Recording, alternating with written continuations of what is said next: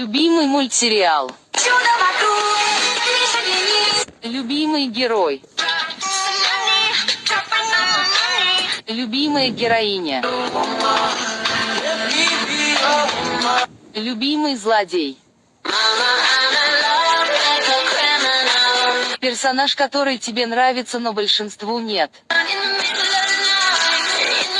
Персонаж, который схож с тобой характером. Любимый шип, который есть в мультсериале.